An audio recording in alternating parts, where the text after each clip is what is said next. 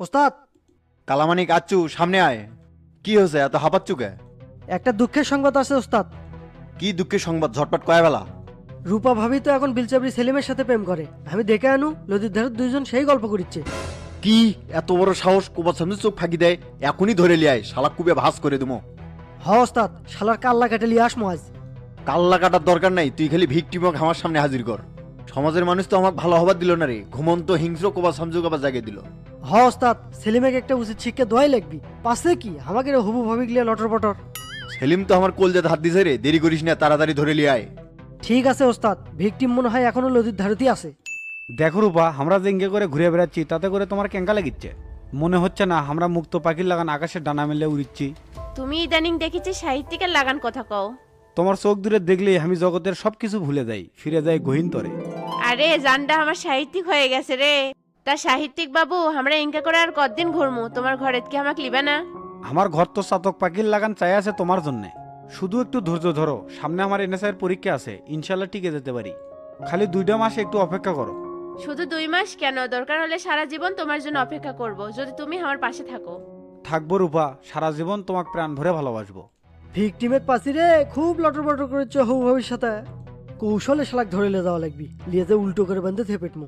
মেলাক্ষণ হয়ে গেল আমার আশা, এখন আমি বাড়ির যাই। আসসালামু আলাইকুম ভাবি, কেঙ্কা আছেন? খবরদার মানিক, মুখ সামলা কথা ক। তুক না একদিনই কষি, আমাকে ভাবি করে কব না। আপনি তো সম্পর্কে আমার ভাবি হন, তা ভাবি কি আন্টি করে কমো নাকি? এ ভাই, আপনি কেরা ইনকে ফাউল কথাবার্তা করছেন কে? আমি কে ডানা লিয়ে যে উল্টো করে টাঙ্গিলি বুঝবুনি। ভাবি, এই অতিথি ভাইয়ের সাথে আমার না কাম আছে, আপনি এখন এর থেকে যেতে পারেন। মানিক, তুমি কলে বাড়াবাড়ি করিচ্ছ। আপনার কোনো চিন্তা করা লাগবে লয়, ভাইয়ের সাথে মিছিয়ে না কথা কয়ে বাড়িতে পেটে দিচ্ছি, আপনি এখন যান। সেলিম কথা কয়ে আমাকে ফোন দিবে কিন্তু, আমি গেলাম তালে। আচ্ছা ঠিক আছে, যাও। ক্যারে সেলিম, তোর কলজাটা কত বড় রে? তোর সাহস হয় কেঙ্কা করে তুই কোবা শামসুর কলজাত হাত দেশ? তুই জানিস না কোবা শামসুর উপভাবিক পছন্দ করে? এখন চল, ওস্তাদ তোকে দেখা করুক কাছে।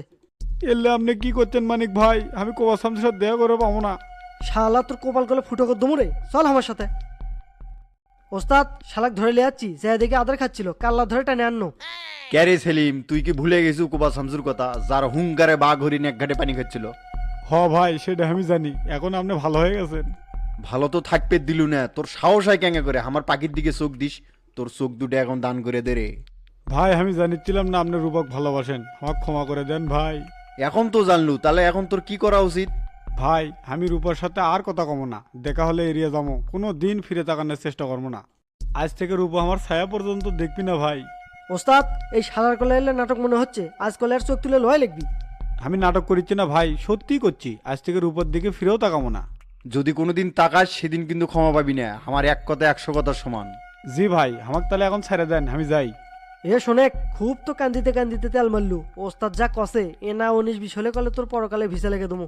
সেলিম, তুই এখন চলে যা। কালামানিক, হুকুম করেন ওস্তাদ। সমাজের ক্ষমতা দখল করা লাগবি, ভাবতেছি বা চেয়ারম্যান ইলেকশন করবো। ঠিক চিন্তা করছেন ওস্তাদ, আপনি যে ভালো হচ্ছেন, এই সার্টিফিকেট নিয়েই সামনে আগান লাগবি। কালামানিক, তুই প্রতিটা ওয়াটে ওয়াটে হামা করে লোক রেডি কর, রাজনীতি কাক কয়বার নীতি রাজাক সেটাই দেখামো। ওস্তাদ, একটা কাম করলে ভালো হয় না? আমার কাছে একটা আইডিয়া আছে। কয়ে ফালদি, কি আইডিয়া? স্কুল মাঠত এলাকার গুণী মানুষ গড়ে নিয়ে একটা সংবর্ধনার আয়োজন করি, এই ফাঁকে আপনার প্রচারণাটাও হয়ে যাবি।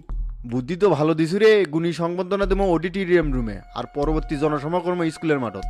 ঠিক আছে ওস্তাদ, আমি সকল বন্দোবস্ত করিচ্ছি। এলাকার সকল মুরব্বী ও গুণী মানুষগুলোকে ইনভাইট কার্ড পাঠা, আর কার্ডে লিখে দিস তাদের শামসু কল্যাণ ফাউন্ডেশনের পক্ষ হতে সংবর্ধনা দেওয়া হবে। আর এলাকার সকল উন্নয়নমূলক কর্মকাণ্ডে শামসু কল্যাণ ফাউন্ডেশন সবসময় কাজ করবি। ঠিক আছে ওস্তাদ, আমি গেলাম তাহলে।